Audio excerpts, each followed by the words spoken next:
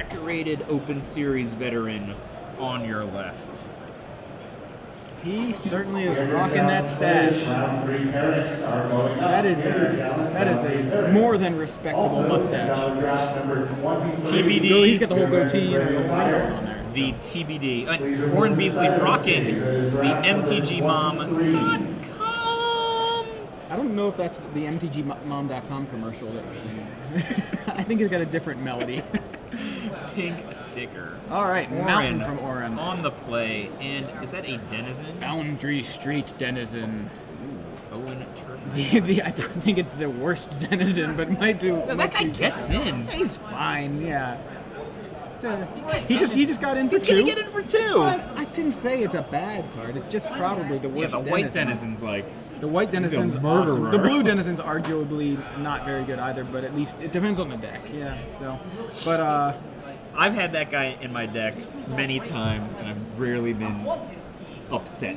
Sure. He's fine. That's what I'm getting at. But more than fine is the other creature on the battlefield, those Wojek Halberdiers. Ooh. And an Ember Beast for Orrin. So Orrin with all the creatures, Owen with just 2 lands. Owen appears to be Gruul, and Orrin is clearly Boros. And he is doing what Boros wants. There's 3 men in play. Now Owen looks like he's got some ramp action here. He's going to gain 2, negate that first attack from the Foundry Street Denizen, gaining the 2 life there. And we have deck lists. Ooh, deck lists. I will take Orrin Beasley's deck list. All right. We'll take. We'll line it up Owen just as they are on Turtenwald's screen. So deck Orrin list. now just smashing in yet again. And a Syndic of Tithes from Orrin. So the Wojek Halberdiers is obviously a strong beneficiary of the battalion mechanic. Yes.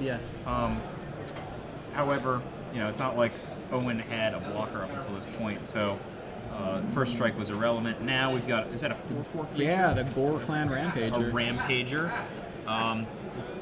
Orrin's got anything here is gets mugged and Turton. Yeah, that was just not. Owen did not have very much going on there.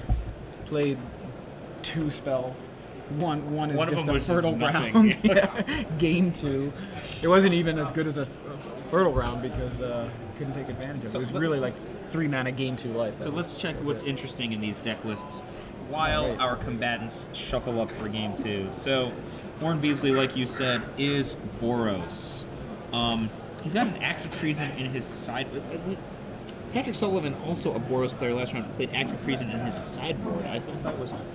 It feels like it should be main deckable. I mean, it's not like you're going to play against somebody who's got no guys, right? But it's a good battalion enabler. If you gets a sweet blocker out of it. Like, imagine you just take that 4/4 away, right? Right. I mean, just a lot of times you have 2 dudes and they have 1, and you go steal it battalion. Like in for 6 or something. It feels like it would be excellent. And it depends on how much battalion you have, but I feel like speaking of battalion, Orrin Beasley's got Bomber Corpse. He's got some battalion there. So we saw Foundry Street Denizen. We saw Ember Beast. He's got Firefist Striker, Legion Loyalist, Massive Raid. How do you like Massive Raid? It's interesting. I mean, it's one of those conditional. It's really conditional, kind of things, and you feel like when you're behind and you're getting smashed, and you have like 1 or 2 dudes, and you're like, oh man, really? Is this right? Look at this number. Oh my gosh, 4 Wojek Halberdiers. Yeah, I think that would be one of the reasons he may have decided to play Boros. So that guy's just like a 3/2 for 2, which is like above the curve for a 2-drop. And then he's like a 3rd Boros Guild Mage, like because there's like True Fire Paladin and Wojek, like the other. And he trades up, right? Like that guy can trade with a 4-drop. Yeah, absolutely. I mean, that's sick. You have 4 Halberdiers. I think. Gift of Orzhova, I think, pretty good creature enchantment. Yeah. True Fire Paladin, like you said, that guy's sweet. Armored Transport, 1 Boros Guildgate, and Orrin is playing, it looks like a 16 land deck, am I counting this right? 15, 16, yeah. Yeah, so. Wow, extremely aggressive. Binny. Yeah. How's Owen's deck? 5 color, it looks like. Yeah, like. it is 5 color. I'm sitting here going, okay, so I'm looking at his non-basics. I'm like, okay, so he's got a Boros Guildgate, he's got a Godless Shrine, he's got a Gruul Guildgate, he's got an Orzhov Guildgate. These are all in his deck. He's got 7 forest, 5 mountain, 1 island.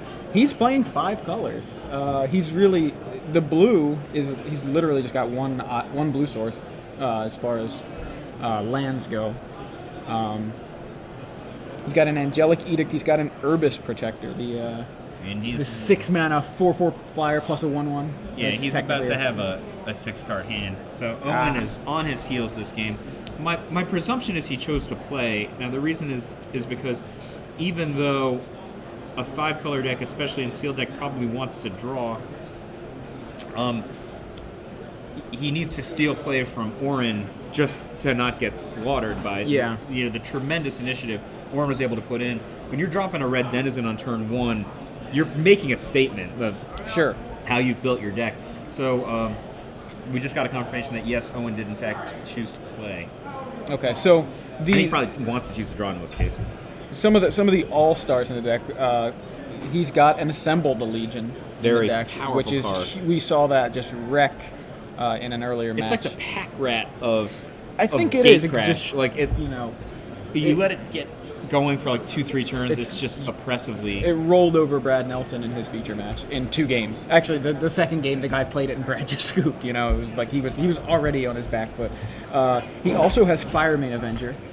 So he's also Boros. Yeah, he's also and the other guilds. Right, exactly. He's every guild. Assembled the Legion. He's got Firemane Avenger. He's got the Gore Clan Rampager we saw, which is one of the better Gruul cards. People consider it more or less the best of the Blood You Rushers. get a 4/4 trample for 4 and it's Blood Rush. That's awesome. He's got Ground Assault, which I think is a going to solid 5 cards on the play. This is bad times. Yeah, I would love to see his deck get going. It's a really I feel like he has to mulligan this way. Like he has to mulligan aggressively. His deck is kind of all over the place. The jump from 6 to 5 is mathematically so brutal on hand quality. Like, let's say you mulliganed like a marginal 2-land hand is like your original 7. Like, how good can your 5-card hand be if that was the mulligan that you took? Like, it's really... And I'm not, You get to the point where you're like, I just wish I would have kept my first hand because it was the same thing plus a couple more 2 cards. Yeah. Like, it's tough. I mean, I've won it with as few as 3 cards before, but it's... The jump from 6 to 5 it's really, really brutal. Well, it looks like he kept a land-heavy hand. I see a Godless Shrine obviously in play. I see it looked like a couple other lands in his hand. It looks like Island Mountain, and there's an Orzhov Guildgate. So he's got black-white, he's got red-blue in his hand, and I just don't know what he's got as far as action. I think I see a Mind's Eye Drake. So, Orrin Beasley leading off once again on a 1-drop battalion creature. Ultra aggressive deck, obviously. If Orrin's deck, I think if Orrin's deck performs even like half as good as it can, it's gonna slaughter Owen. I feel like not only because of the mulligan, but because he's just gonna be behind. But I would love to be wrong. I would love to see Owen's deck get going. Yeah. So there's the Halberdiers on turn 2 after the Boros Elite crashes in for 1. He's gonna have Halberdiers in his opening hand almost every game. Like, Exactly. he's got 4 of them. 1 out of every 10 cards. I mean, this is like so cray-cray, right? Like, Orrin last game saw only a ramp spell, which was green, and then...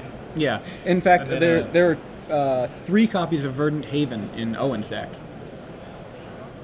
When he saw red greens, and then it was and like now black, it's white. Suddenly a completely different deck. Yeah, you see the Gore Clan Rampager, I believe, in Owen's hand. It would be a reasonable stop sign. Oh my goodness! Frontline medic. Like 3 battalion guys, and they're like all sweet battalion guys. All right. 2 of those guys are constructed quality. Absolutely. And I mean, arguably all 3 are constructed. I was going to say, arguably all 3 are constructed quality, depending on who it is that you're... Or I guess if you're in a mono battalion deck, you might actually play cards like that. Sure. Owen with no play by turn 4 is in a lot of problems. Yeah, here comes everybody. So 6, 9, battalion, 3, 6, 9. 9 indestructible, right? Yeah, indestructible. He's got Aetherize or no? Don't. No, he does not have Aetherize. No. Yeah, I mean, he's got as far as removal, he's got a Homing Lightning, which is RR, correct? Yeah, RR, exactly. He's got Arrows of Justice, which he could conceivably cast here. Do you have like a Merciless Eviction or something? No, I assume.